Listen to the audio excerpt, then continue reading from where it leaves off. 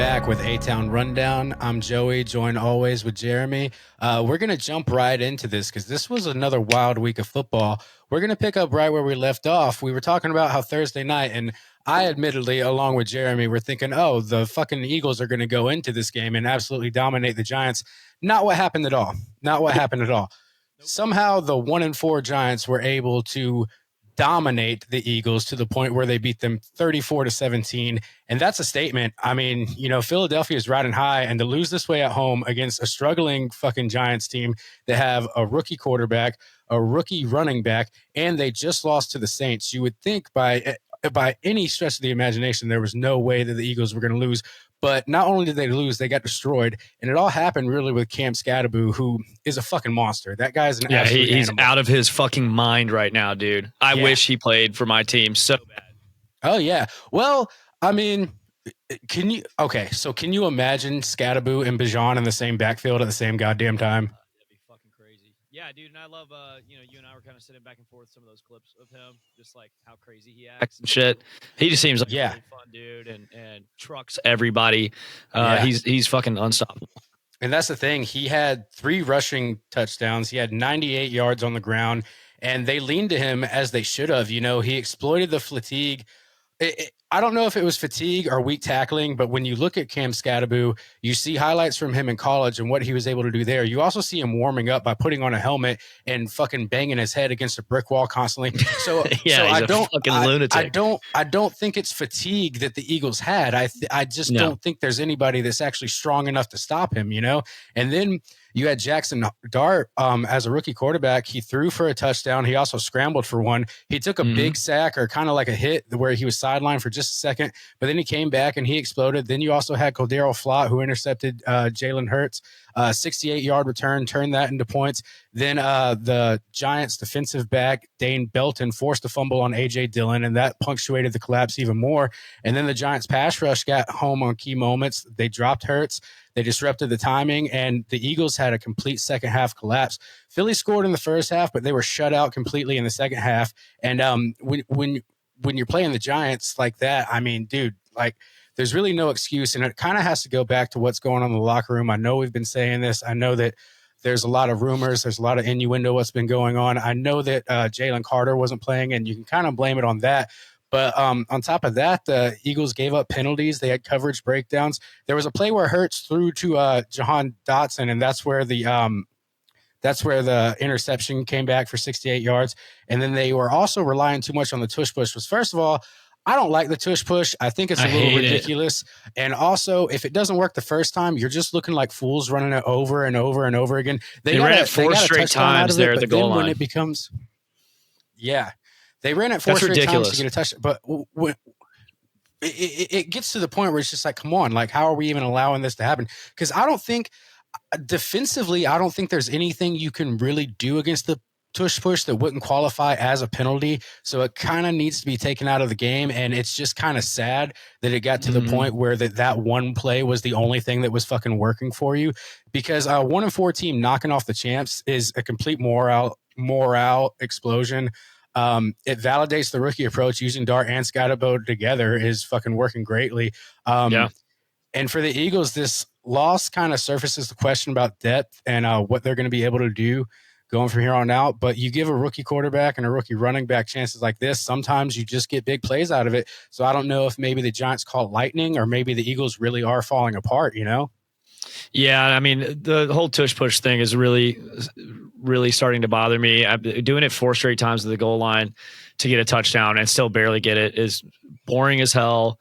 And, you know, it looks like I think on like 3 of those, it looked like a false start from their center or one of their offensive linemen. I think a lot of people are saying that happens almost every time that they do it.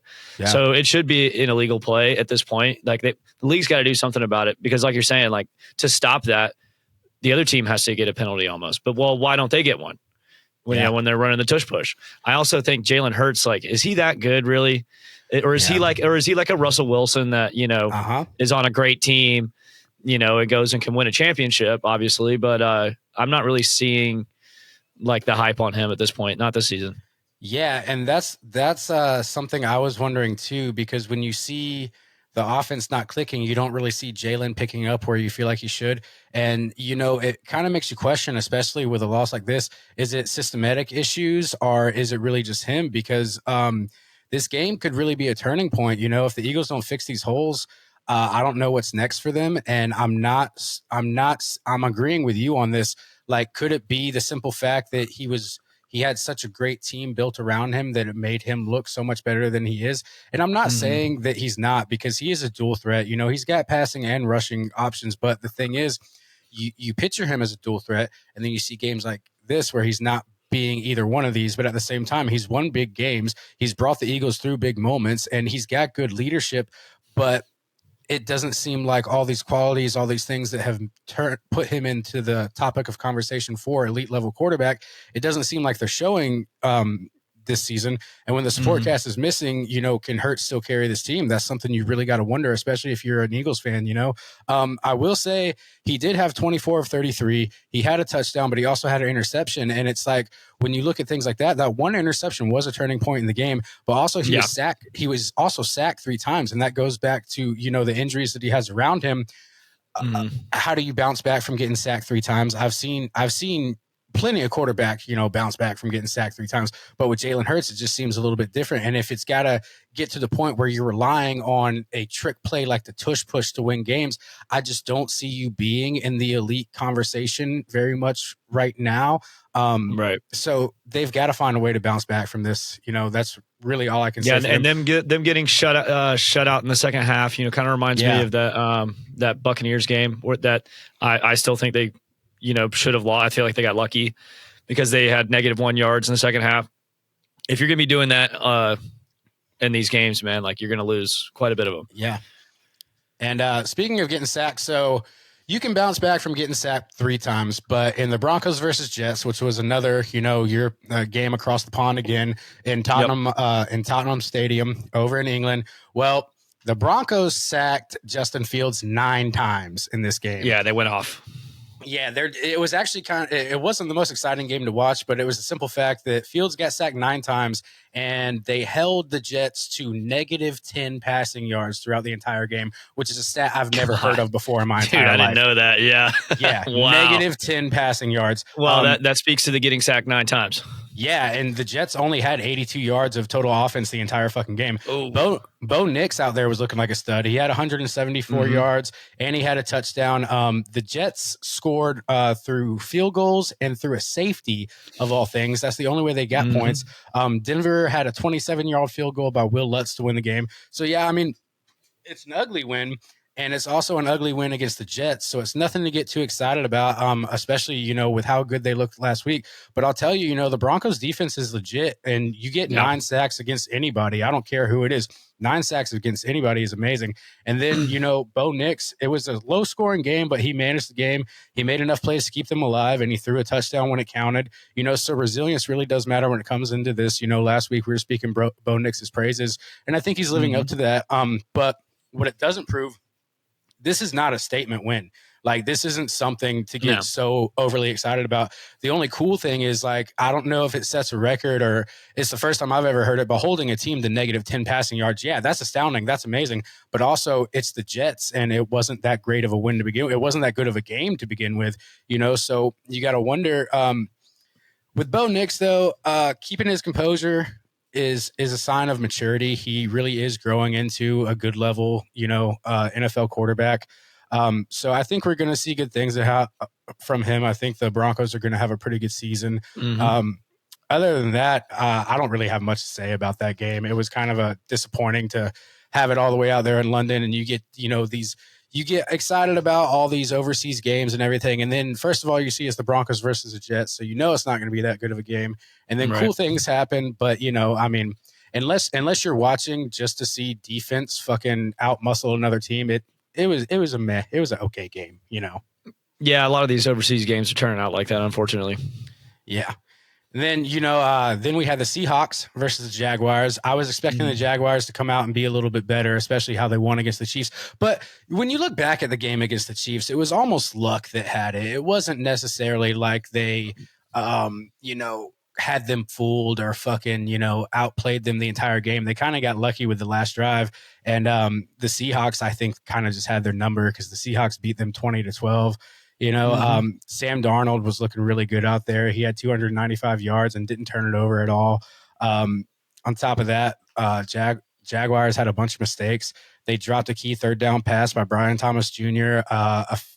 And they really didn't recover from that. No. It's hard to really go into detail about this game other than the fact I'm wondering if Jaguars fans should be worried, but I would say you shouldn't panic yet. The Jags kind of look undisciplined out there. They had 10 penalties, 7 sacks allowed, multiple drop passes.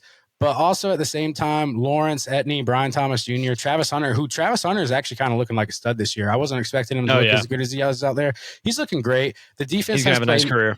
Yeah, he is. He's definitely one of the guys from Colorado that's, going where they should, playing the game rightly, going to the team that wants him, going where he should go, doing what he should do, he's, I see where this is going. Yeah, but the defense at Jacksonville, they do have playmakers. They have Josh Allen, defensive Josh Allen. They have Devin Lloyd, Tyson Campbell, and they kind of accidentally beat Kansas City, but you're not going to do that unless you're built to compete, which they are. And Doug Peterson knows he has a steady locker room. He's a steady coach. He's been through worse. The team's body language looked bad Sunday, but Peterson, he's good at bringing teams back. If you remember, they had a late run last year, so I wouldn't get too worried if you're a Jacksonville fan. I would say the O-line protection is really bad. You got to worry about, the penalties. And also, I think Trevor Lawrence kind of has a trust issue thing going on right now. He's hesitating in the pocket. He's missing reads, and his timing looks kind of bad. But I wouldn't worry too much if you're a Jaguars fan. I will say where they are right now in the AFC South, it is a pretty stacked league, and you definitely got to watch out for the Colts. Like, the Colts are going to be your biggest competition there is. But other than that, I think it's not time to panic yet if you're a Jacksonville fan. No, definitely not. And I think that Trevor Lawrence still has still kind of growing in the league. Kind of feel like it's taking him a long time to get to that level, but I think he can still get to that level. I liked how they looked against Kansas City, but you're right. That was a very tight game. They won at the very end, a play that probably should have been blown up when he fell down twice. Yeah, but I can't believe he got away with that. I really can't. Yep, me too. Me too. But speaking of Kansas City, the next game I have to talk about is how Kansas City beat the Giants 30-17. Patrick Mahomes looked like a stud out there. 257 passing yards, 3 passing touchdowns, and a rushing touchdown. Hollywood Brown had 2 receiving touchdowns. Xavier Worthy caught a touchdown. The Chiefs defense was fucking amazing. Jared Goff was okay. I mean, he had 203 passing yards with 2 touchdowns. But other than that, Kansas City was near flawless. They answered everything that Detroit flew at them. They were balanced, with their big plays. Their special teams held down. There were no penalties, or I think there may have only been 1 or 2 penalties, but they were really clean. They showed discipline. I kind of do think that Detroit should have won this game, but the thing is, Detroit had there were some strange calls in that one too. Yeah, just like every Chiefs game, but also like the Lions kind of fucked up what they had. They had early game control. Their opening drive, they had the ball for 9 minutes and 39 seconds. All right. And they had 15 plays, and they only turned that into a field goal. So that's your first mistake right there. And they have mismatch. They have, they had a lot of penalties. They had penalties and mental mistakes to 8 yards. And on top of that, Detroit can absolutely feel robbed. They had control early, executed the clock, looked like they were in a rhythm, but you don't win by just playing okay when you're playing Kansas City. You have to answer everything. And Kansas City had a clean game, and their ability to, have the margin of victory right there was solid. That's all. If Kansas City doesn't have any penalties against them and they can come in and they can intimidate you, they're going to win the fucking game. And I think that's really what happened. I really think that I really don't think Detroit fans should be too worried. But what's got to happen is Jared Goff has a really big problem finishing against elite teams. He just can't close the gap. He can't find a way to finish it. I don't know if his plateau is too far off from where he is right now. On top of that, the coaching composure really matters. You got Dan Campbell out there who, instead of just, being level-headed and clear, he coaches off of emotion right now. And I think his emotion gives him away. I think he's almost too invested emotionally when it comes to this. And on top of that, I really think that Kansas City is waking up, Yeah, the offense is starting to click, and when their offense is clicking, they're going to be very hard to beat for anybody. But if I were Detroit fans, I wouldn't worry about it too much. Still, one of the best teams in the NFC, I would say. Mm-hmm. Top 3 probably. They're gonna be just fine. Because Kansas City looked like they were reminding everyone who they are and that they do belong. And if you're a Lions fan, this stick to your stomach game, it's because it proves that you can't hang with the champs, and you're not quite ready for that yet. And in all honesty, if you're the rest of the NFL, you need to be kind of worried, because Andy Reid and Patrick Mahomes and everybody else came out there and showed you who the fuck they were and reminded you of who they are. And it was really a statement game for the Kansas City Chiefs nonetheless. Hate to see it happen to Detroit, because I am not a lover of the Kansas City Chiefs at all. I would love to see their dynasty completely just go away, but it looks like they're waking up, and they're kind of putting everybody on notice right now with that win against Detroit. Yeah, definitely not counting them out at all right now. I thought kind of earlier in the season that they, we talked about it on here, that the Chiefs are not back. Maybe they are. I mean, beating a team like Detroit. Yeah. I mean, that's what, if you want to be, if you want to maintain that reputation in the league like the Chiefs have done the last 5-6 years, that's how you keep doing that. And it's also kind of hard to say not back when we're only 6 weeks into an 18-week season. So like, right now we're at the point of the NFL where we're not halfway through the season just yet. Every team does have an opportunity to turn it back around. It's kind of crazy. I think that's why this season has been so wacky, because every team that we thought was going to be good is starting to decline. Every team we thought was going to be bad except for the Jets. Like, I do regret what I said about the Jets in week 1. I thought they were going to be a decent team. Boy, was I fucking wrong there. We were talking about the Trouble Watch, the A-Town Rundown Trouble Watch last week, and you and I talked right before the show. Nope, they are just in big trouble. They're fucked. They're just in trouble. There's no such thing. Like, don't watch out for them. They're just in big fucking trouble. I will say Detroit is trending onto the trouble watch. They need to figure something out soon, or else it's going to be a coulda, woulda, shoulda for the rest of the season, and I don't want to see it happen to them. Sure. The NFC is starting to look stacked. So when it comes down to, what happens in the playoffs with Detroit, we'll see what happens. But like you were saying, we're 6 weeks in, but we're starting to figure out who some of these teams are. Can't really look at the, first 3 games of the season and know what you got. And I was kind of counting out the Chiefs already. So we'll let the season play out. But speaking of trouble watch, I will say we did have the Chargers beat the Dolphins, and the Dolphins are in murky water. The Dolphins are 1-5 right now. I don't see their season getting much better unless they completely pull it around and rely on who they have. I did not realize how negatively losing Tyreek would affect them. But also, I mean, Miami's just falling into a pattern. They have chances, they execute well, and then they just can't close. Tagovailoa had fucking 3 picks, including 1 in the final stretch. So something's got to give there. Same with the Cowboys right now. The Cowboys lost to the Panthers. Panthers undefeated at home. Good game. Panthers are undefeated at home this year, which is kind of crazy. I didn't realize that. Yeah, but, and unfortunately, again, we're not we helped them with that too. We did, but I feel a little less bad about it now. That was an embarrassing loss, the way they whooped our ass like that. But, they run games for real, man. Without Chuba Hubbard, they're still doing this. Yeah, absolutely, man. And so dangerous team if you got to play them. It at was home. Crazy when I was looking at it the other day. I saw the stat where they had Sam Darnold, Baker Mayfield, Christian McCaffrey, and Chuba Hubbard all on the same team, and they somehow didn't turn that into a championship team. Yeah, it's insane, man. But Carolina's a terrible organization, man. Yeah. Bryce Young. I mean, he was slinging it on Sunday, but the Cowboys defense sucks. And Dak Prescott's having probably the best year of his season, or best season of his career. Bryce Young's rookie year, where he was just getting absolutely destroyed out there, damn near carried out on a stretcher every single fucking game. He's already like a small guy, but he's not even NFL big yet, and you're gonna let that shit happen to him. But right there, we have 2 teams that aren't playing their best football right now. Cowboys really got to pull something together. I don't know what they're going to do. They're on the trouble watch. Man. Yeah, It is. definitely trouble watch.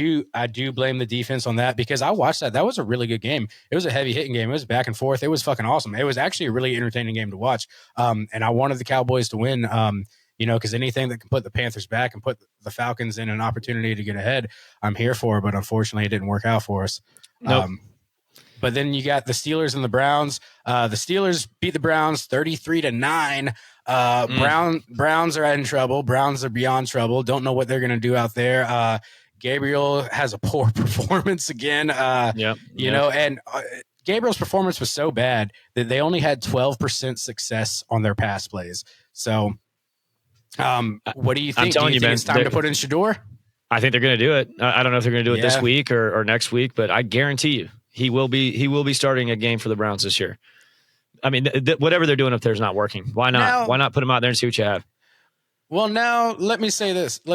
Now, it would be awful of me to have to eat my words if Shedeur Sanders does come out and start for the Browns and somehow give them a winning season. And maybe that's what he had planned all along, was to just fucking, because he knows like you, that the Browns are going to cycle through quarterbacks, that Joe Flacco's not going to be starting there for good, that Dylan Gabriel's not going to be starting there for good. Maybe it is Shedeur time. Maybe he did this on purpose. Maybe this was all a scheme. Maybe he knows better than I do.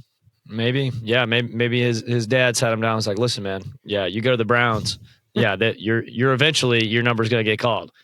Yeah, but here's the thing. You go to the Browns and you win, you're a fucking hero. You go to the Browns and you get benched, you're just a long list of 50 quarterbacks that have been benched by the Browns in the past 20 years. Right. So who fucking knows? On top of that, the Raiders beat the Titans. Titans are fucking awful. I think they've only won one game this season. I feel terrible. Fired their coach the other day. Yeah, fired their coach. I feel first terrible coach firing for of the Cam season. Ward.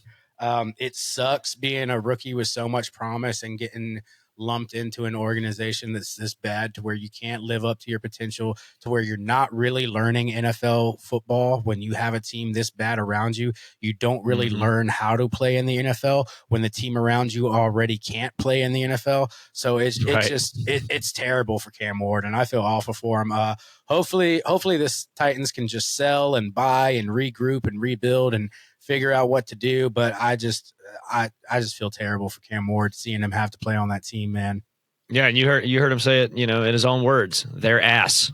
Yeah, they're ass. There's no other way to put it. And you know what, Cam, you're right. Your team is ass. You're not ass. No. I don't think Cam is really that bad. It's just you can only do so much with what's around you, And granted, like he's a rookie. Like he's a true rookie. It's not like he's a rookie that's starting on the bench that gets to learn from somebody else. Like he's a rookie who immediately had to fucking play because they had no other options. Yep.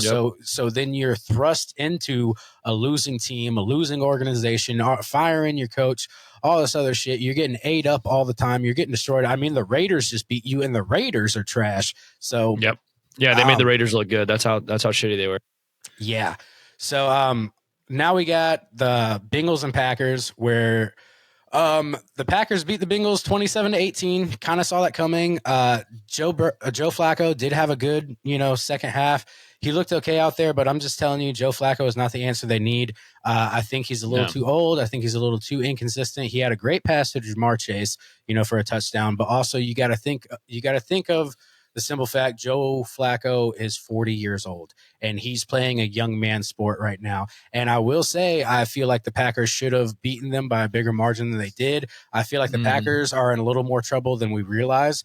But I knew that Joe Flacco was not going to be the answer that the Bengals need. I think they kind of know. I think they're, grabbing for straws at this point. They had to take what they can get. But then you think about it, Joe Flacco was thrust into this scheme. He's already, on a team who's lost more games than they've won. Their star quarterback's out for, God knows how long, if the surgery and rehab and everything goes well. And he's not going to turn it around for them. The best thing he can do is try to keep their head above water, try to win as many winnable games as he can so that they can be as close to 500 as possible when and if Joe Burrow comes back. But I'll tell you, if they're a loser, if they're not looking like a playoff prospect this season, Joe Burrow's not going to come back. Joe Burrow's going to stay on the bench, because why risk risk getting re-hurt for a team that's not going to go anywhere for the season. And that kind of puts Joe Flacco in danger a little bit because being a 40-year-old quarterback, you already run the risk of injury. So I don't know if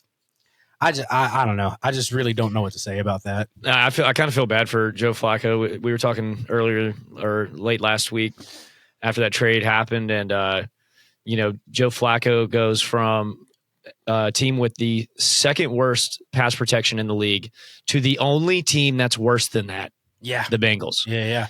And no wonder that Joe Burrow is always hurt. If that's the way that their offensive line is up there, Bengals really got to look in the offense and try and really upgrade that offensive line. Yeah, I think it really is a rebuild. I think they really do need to rebuild in the offseason. And I remember that conversation you and I were having because I was telling you, like, historically, ever since the Bengals have had Joe Burrow, they've had an abysmal offensive line. Joe Burrow has gotten sacked game after game after game, multiple sacks a game, gotten hurt game after game, gotten hurt season after season. And then you want to put Joe Flacco out there who's 40 years old. Dude, he's going to fucking die. Yeah, exactly. Yeah. There, man. Yeah, I feel bad for him, man. I'm a little worried for him. Yeah, I don't know why teams don't just if I started an NFL franchise, and I may have said this on the podcast before, but I say this all the time, I would literally draft offensive line first round, for 5 years or just high draft picks, do that for a couple of years, get you a real steady offensive line. It's going to last you for 10 years. Then go get your quarterback. You don't need to go get, a number one overall quarterback, with nobody to protect him. Dude, in all honesty, if you have an all-pro offensive line and you have, a fucking gate right there that nobody can cross through, your quarterback can be mediocre and still get the job done, As long as he's got enough time in the pocket, as long as he's not worrying about his legs getting broken, and granted, you have a good running back at your side, you can have, just a mid-card quarterback and still win plenty of games, Absolutely. Maybe you could go get someone like Joe Flacco at the end of his career and you can have a magical playoff push. But when you have an offensive line like that, it's just not possible. Yeah. All right. So next on the table, we got the Buccaneers versus the 49ers, where the Buccaneers were able to win 30-19. Tampa Bay improved to 5-1, and you know what's coming. I'm gonna kiss Baker Mayfield's ass as I have been doing all fucking season long. Baker Mayfield completed 17 of 23 passes, 256 yards, 2 touchdowns, no interception, and he had a perfect 139.0 passer rating. He had a scramble on third down. He avoided pressure. He extended the play, kept it alive, setting up a go-ahead score, and almost all of his fucking first-string receivers are injured. They're all banged up. So he's having to lean. He's having to lean on guys who are basically practice squad guys. I'm going to say their names. So are the Niners. So are the Niners, yes. But I'm going to say these guys' names. You don't even know who they are. Tez Johnson, Cameron Johnson, you don't know who they are. But they both caught their first career touchdown because of Baker Mayfield. So despite injuries decimating his entire receiving course, you got Mike Evans out, you got Bucky Irving out, you got Emeka Ibuka out. Mayfield kept the offense humming. And now, here we go. This is why I'm going to tell you that Baker Mayfield should be your MVP. He's doing more with less. Like I said, he's got all those receivers out, and yet still the offense clicks. Tampa is averaging 28-plus points a game since week 2. That's not happening because of luck. It's happening because Baker Mayfield is distributing the ball. He's turning Tez and Cameron Johnson and Cade Otton, another name you don't know, but you will because of Baker Mayfield, into legit threats. No other quarterback in the MVP race, not Mahomes, not Allen, has dealt with this level of offensive attrition and still kept it rolling at this level. So you can't name another quarterback in football who's winning shootouts with practice squad receivers, third-string linemen. Baker Mayfield is fucking thriving right now. Do we think that the MVP has to go to a quarterback, though? Because I got a guy. I know you're going to say. I know who you're going to say. I'll wait to say it later, but yeah. I know who you're going to say. Yeah. But I think the hurdles that he's having to overcome, I mean, he's completing over 70% of his passes. No, he's definitely having a very impressive year. His touchdown interception he's growing into something else. 13 touchdowns, only 2 interceptions. His passer rating is north of 110. He's the best in the NFL. His third down conversion is top 5. His red zone efficiency is fucking amazing. His clutch, he is the best fourth quarter quarterback I've seen in the past 5 years easily. He's insane. He's undeniable. Week 4 against Seattle, week 5 against the Niners, week 2 against the Cardinals. Almost into the Eagles. Yeah, but all clutch plays. All clutch plays. Yeah. All clutch plays. And the thing that separates MVPs from people who are just stat patters is their clutch DNA. And Baker Mayfield's been running with pure ice in his motherfucking veins in every fourth quarter he's played.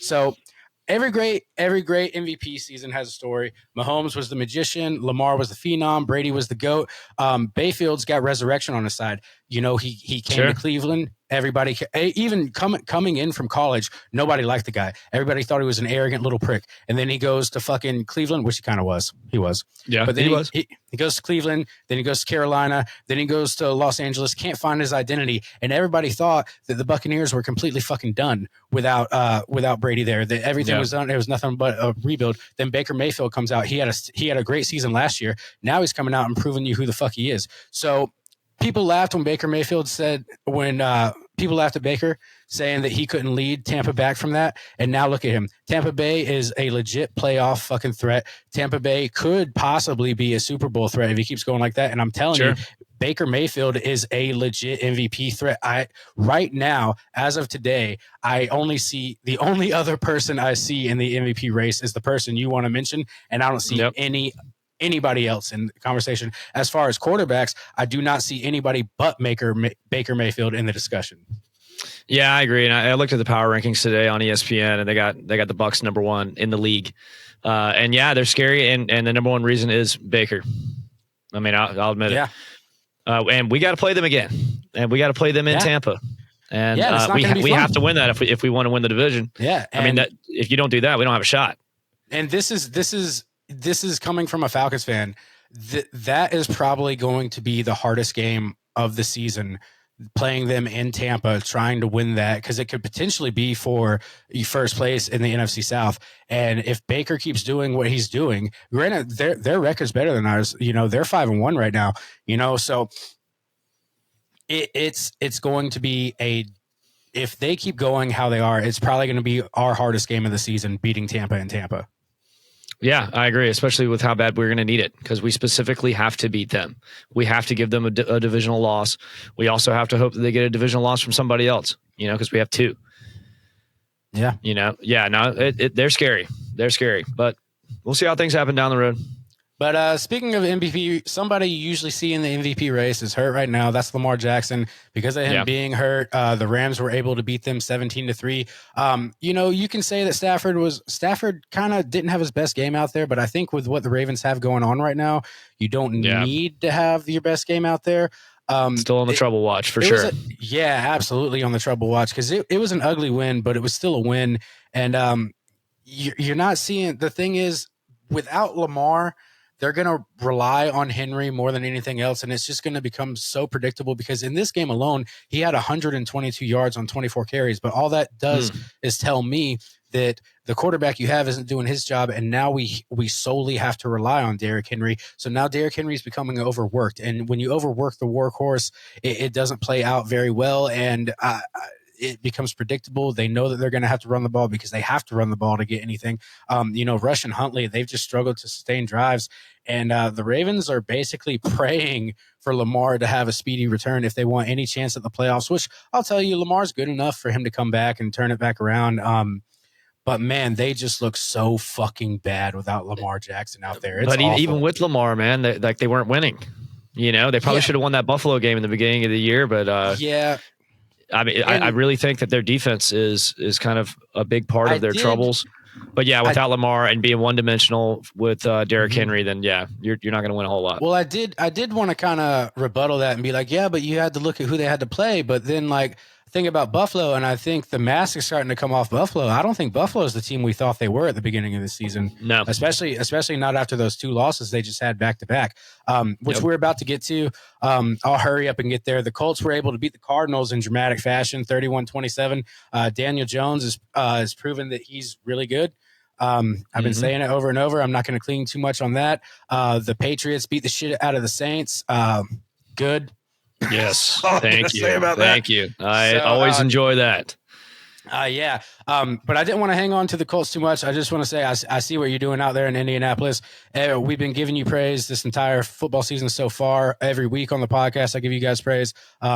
the Colts are looking good. The Colts are going to be a force to be reckoned with this season. Everything is clicking. Everything's going. Jonathan Taylor, Daniel Jones, everybody out there. Their tight end was looking great. They have a rookie tight end. His name's escaping me right now, but he's badass. The ownership, you can tell everything's working out. So Indianapolis, you're looking great. I'm hoping to see you in the playoffs. But now let's dive into it. Oh, before that, the Commanders lost to the Bears by a field goal. So Caleb Williams still sucks, but the Bears got to win. Yeah. I mean, hey, maybe the Bears are going to start getting something going. But I was kind of surprised Washington not looking as good as I thought they were going to be with Jaden Daniels coming back. Yeah, absolutely. Yeah. So now it's time to jump into it. The Falcons, our Falcons, the Atlanta Falcons, the Dirty Birds, were able to put a hurting on the Buffalo Bills 24-14. All started out with Atlanta setting the tone when Tyler Algier in the 21-yard touchdown.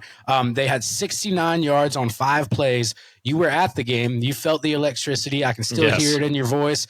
I know it was exciting. My voice is slipping away, yeah. So let's jump into it. Tell me how the game was. Tell me what the excitement was like. Tell me the atmosphere. Tell me everything, man.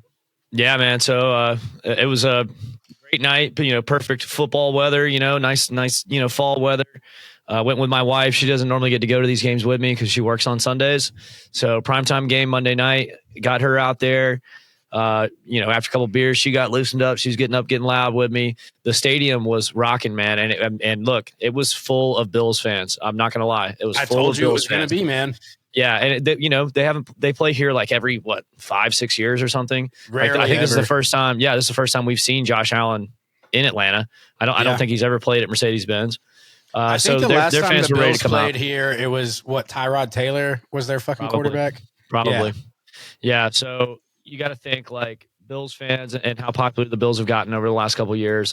They circled that game on their calendar probably as soon as tickets went on sale at the beginning of the season. That they all bought their tickets then. They all showed up early to tailgate. They were all out there in warm-ups and cheering on Josh Allen and MVP chants and all that shit. But I had to point out to my wife, I was like, look around in this section. There's a ton of Bills jerseys, but every single one of them, and I'm not it's Josh Allen. Was Josh Allen. Yeah. Every fucking one of them. Which to me is like, come on, dude. Like you look around at the Falcons jerseys and it's like, you got Terrell, you got Matt Ryan, you got Roddy White, you got Drake London, you got Penix, like you got Robinson, Julio, like there's just all kinds of like legacy. I only have 2 Falcons jerseys and it's Deion Sanders and Tony Gonzalez. Oh, nice. Oh, dude, I got a ton. I'm wearing Vic Beasley right now. Yeah, I know. I bought this the year that we went to the Super Bowl. I bought it the beginning of the year, and he ended up leading the league in sacks that year. Yeah, I was about to ask you if you bought it the year that he legit walked out on us, but no. I got it 2016, but yeah. Anyway, so the Bills fans were there. They were loud. When they got us to it was like the 4th and 3 play. Early in the first half, and they got loud. They got really loud, and then we didn't make it. I don't know why we were passing on a 4th and 3 when they could not stop the run. Tyler Algier and Bijan both were crushing them. They were unstoppable, and Zach Robinson and Raheem Morris thought it was a good idea to pass the ball at 4th and 3. When we're in the red zone or almost at the red zone. But yeah, so they go crazy. And then when it got to the next 3rd down with the Falcons on defense, I got up in my section of just like, we got to get them. We have to show them that we're louder than them. And we were. The stadium went crazy. We were so loud. I mean, like, head shaking loud, defense was awesome. The defense looked so legit. They did exactly what they were supposed to do, which was keep Josh Allen in the pocket. If you let him run outside of the pocket, he's going to kill you. And he got out a couple times, but we were hitting him with sacks. I think we got fast. He's fucking quick. Yeah, and he's big. He's hard to get down. Yeah. But we were applying pressure the entire game. I think we had 4 sacks on him. I mean, it looked like we may have hurt his wrist at some point. There was 3 guys got him like at once. Well, also there was one point in the game where it seemed like after every single play a Bills player was down. Towards the 3rd and 4th quarter, it seemed like every single play a Bills player was down after the whistle. Yeah, no, that was definitely happening a lot, but the defense was getting after him. We ended up getting 2 picks out of him. One of them sealed the game. after we tipped it, and D'Angelo Malone intercepted it. D. Alford got an interception. D. Alford had a great game. I was kind of down on him for a couple weeks. Took down Shakur, and I thought he broke Shakur's fucking leg when he took him down.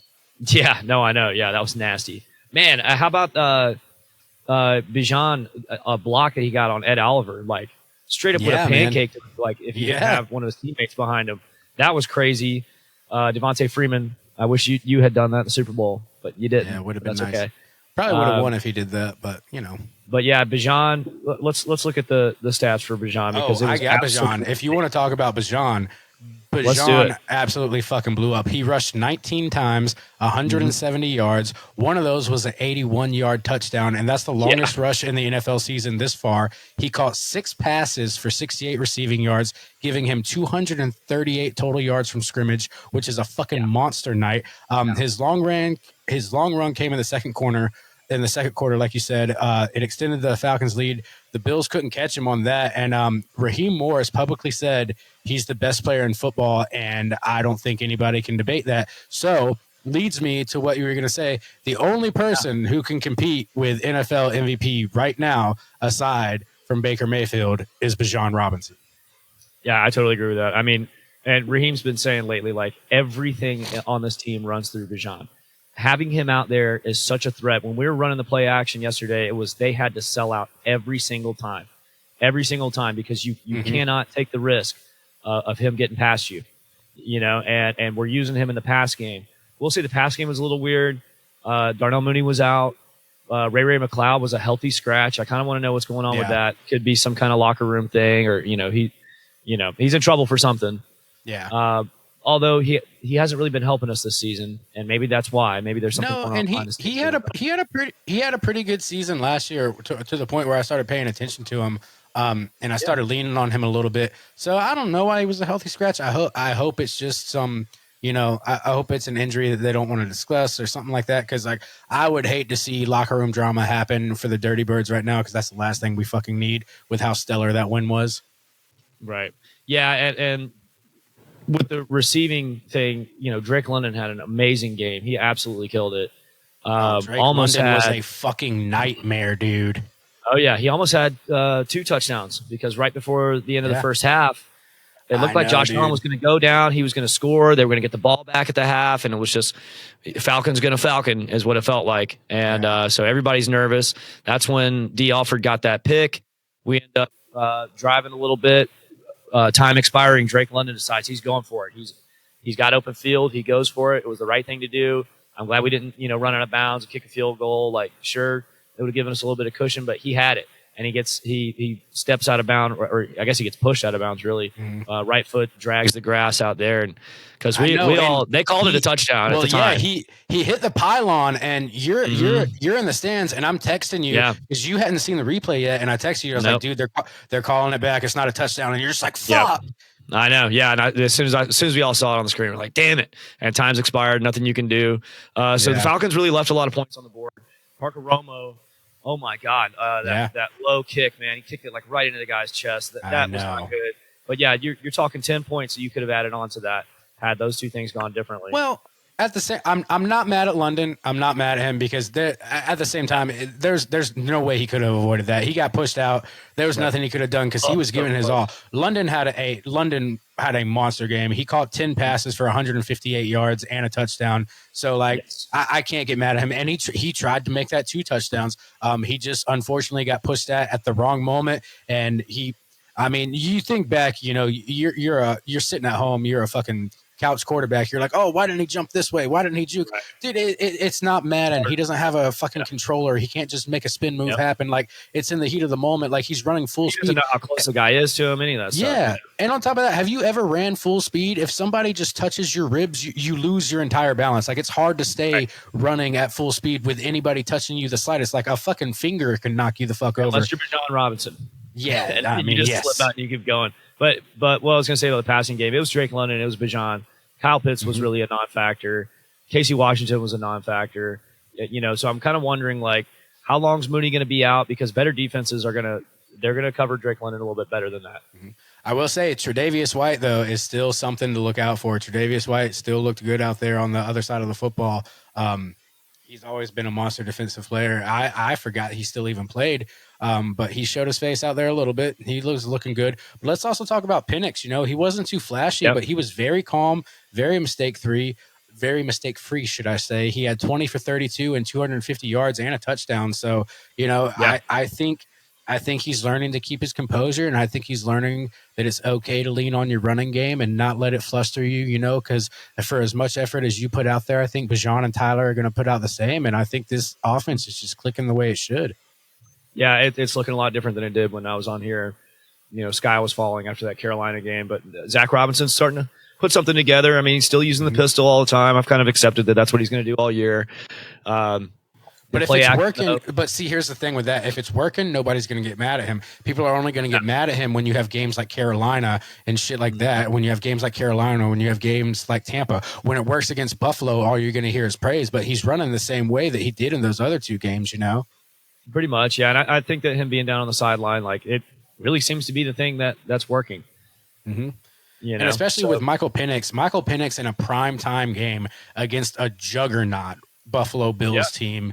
He did what he had to do, and he kept his poise, and that speaks volumes of his character, and that's fucking awesome. That for Atlanta, that is an absolute statement win. And it improves your record, but it also builds belief in your fan base and in your locker room and your coaching staff and everywhere else. Like, this is a big momentum win, and it's exactly what Atlanta needed to happen.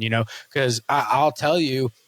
Full transparency, I was expecting to come on this show tonight and be like, yeah, the Bills got us, and it wouldn't have surprised me if we had to do that. I was expecting the Falcons to give it their effort, but like on paper, you don't look at the Buffalo Bills and think, yeah, we got them, but the Falcons did, Yeah, I mean, look, I was optimistic that we would get the win. I did not think we were going to dominate them. I did not think we were going to hold Josh Allen to 14 points. This defense is legit. They're for real, and I think they've shown us enough now that like this is the real defense. Like, we really do have pass rush. Jeff Ulbrich is the guy. I don't know if I said this last week, but when he was with the Jets, that was kind of the team that Josh Allen would have trouble against. And then now he's with us. We saw it again. So Jeff Ulbrich might be the Josh Allen killer. Yeah, man, absolutely. Unfortunately, we don't play in a division with him. We need a Baker Mayfield killer.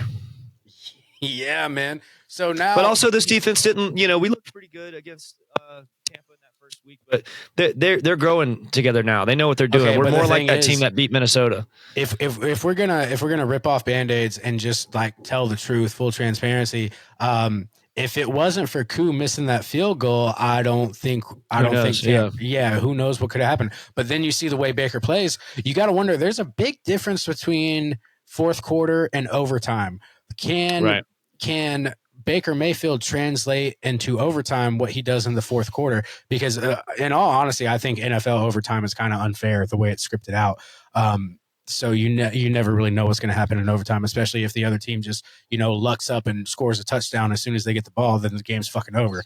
Well, no, I think they changed that rule. I think they changed that rule for Josh Allen. Did they change that rule? Yeah. So I'm pretty sure both teams get the ball now. But if you run out of that 10 minutes, the game's over. So it's kind of like college rules now. Oh, that's how you end up with a tie. Yeah, right. And the kind of fucked up thing is like, so you only get those 10 minutes. Let's say that the team, they run the ball and they have a 9.5 minute drive and they kick a field goal and you've got 30 seconds. That's your chance. Yeah. But no, they changed that because of the Chiefs beating the Bills in overtime. Man. See, that shows you how much I've paid attention this year. Yep. Yeah, and I think we've only had one tie this year, right? Yeah, it was just the Green Bay and Dallas. Packers and Cowboys. Yep. But no, I think and then look, next week we've got another primetime game Sunday night in San Francisco, who's very hurt right now, missing a lot of guys. George Kittle might play, they're saying, but we don't know yet, not at this point. Against the Shanahan offense, let's see what this defense does. Defense travels, though. Yeah. Hopefully they're going to be the same defense that we saw last night. And if we do, we can start stringing together some wins here. We got the schedule that we have coming up, and I've got the next 7 games pulled up on here. We've got in San Fran next Sunday, which I'm only slightly worried about just because of how good Mac Jones has been looking. Yeah, it's a Shanahan offense. Like I said, like, you know, they're going to be able to do something on our defense, but we'll see with the injuries that they have, you know, and if the pass rush that we've got going on stays that way, then we certainly have a nice chance to win that one. But Falcons kind of historically don't play well on the West Coast. I mean, Atlanta teams in general don't really play well on the West Coast, but then we got Miami at home, very winnable. Then at New England, that should be a really that's going to be a tough game. That should be a really that should be a tough one. That should be a really good one. Then we got Indianapolis. I think that one's in Europe. It's either in like Berlin or tough game. Or Dublin or something like that. Yeah, that's definitely a tough one. But you know, it's overseas, so you never really know. You can't really you don't know what you're gonna get. Advantage. You never know what you're gonna get. Both teams are gonna be equally jet lagged and tired, so you'll see. Yep. Then we've got a revenge game against Carolina at home. Which we better fucking win that guy. We have to redeem ourselves. And you know that those guys are going to come out and be like, "Fuck no, not the way they did us. We got to get them back." After that, you were at New Orleans, who fuck the Saints. They suck ass. Yeah, and then after that, honestly, with how much shit we've been talking, and the Saints pulling one out of their ass against the Giants, we'll just see what happens. We'll see what happens. You know. I think Spencer Rattler's going to have a fun time against this defense. Dude, Spencer Rattler might come out there and just fucking, put his nuts on us, Everything I've said about the Saints could be wrong. Are you reverse jinxing us? I'm trying to reverse jinx us. I'm seeing if it'll work. Seeing if it'll work. We'll see. We'll see. Yeah, I mean, look, New Orleans, if there's a game on the schedule they want to win, it's against us. Especially at home. What do we got after New Orleans is Tampa Bay, right? Nah, the one after that is New York Jets. Oof. We could seriously string together something good here. I'm not sure that we'll catch Tampa Bay just because of the way the thing started, especially against with the divisional games. But if you stack these up, and I know the NFC is stacked right now, but maybe we're looking at a wild card. We got to get back to the playoffs this year. We got a playoff defense, man. We've got Bijan. But I'll tell you, and you can hold this against me if you want. Like, if the Falcons can't make it, I want to see Baker Mayfield make it. Like, I just do. He's just having that remarkable of a season to me. If the Falcons can't make it. Right. Yeah. No. I mean, look, I'm never going to root for the Bucks ever. Unless maybe they're playing the Saints. I don't know. I'm not rooting for the Bucks. I am rooting for a Buck player. I'm rooting for a player of the Buccaneers that I wish the Falcons had taken when we had the chance. Even though I think right there we were in contract hell. I think there's no. I think no, man. I think we was that. Did we have Desmond Ridder then?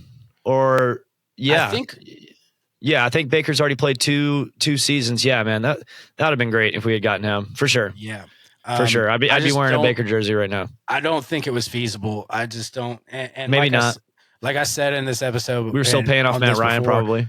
That's what it was. We were paying off Matt Ryan, and with the team we had right there, it just wouldn't have worked. He would have ended up leaving us regardless with what we had back then, Sure, yeah. Tampa was certainly a better situation for him to jump into. But Baker with this team, and this is no shade to Michael Penix, but Baker with this team, holy shit, we would be undefeated right now. Yeah, very possible, man. Very possible because we got a lot of nice weapons on defense, and we got Bijan, Algier, London. I could see him doing that, and plus like you were saying earlier, Baker's kind of making everyone around him better, anyways. Yeah, absolutely. But what makes us better is if you like and follow us on social media. If you check us out on Instagram at A-Town Rundown, you check us out on YouTube at A-Town Rundown. That would be very helpful, very beneficial. Tell all your friends if you enjoy the show. If you enjoy the show, just don't tell anybody. We don't need that negativity. If you didn't like it, just keep it to yourself. We don't want to hear that shit. Yeah. But we'll see you guys next Thursday when we're going to talk about how the Pittsburgh Steelers and Cincinnati Bengals played on Thursday Night Football. And I don't think I'm going to give any opinions on how games are going to play out because I just told you that the Eagles were going to destroy the Giants, and they did not. So now if I tell you that the Steelers are going to destroy the Bengals, who knows? Maybe the Bengals could win this one. I mean, dude, what is the combined? I saw a stat that the combined age of these quarterbacks is like 80-something years old or some crazy shit like that. Oh, my God. Yeah, I guess it is. Yeah. I mean, they're the two oldest quarterbacks in the league for sure. Yeah, that's insane, dude. All right. Anyways, We'll see you guys next week. Check us out on those social medias. Check out Jeremy's band Sunmancer. We'll keep you posted on any shows he has. And other than that, be safe. We'll see you next week.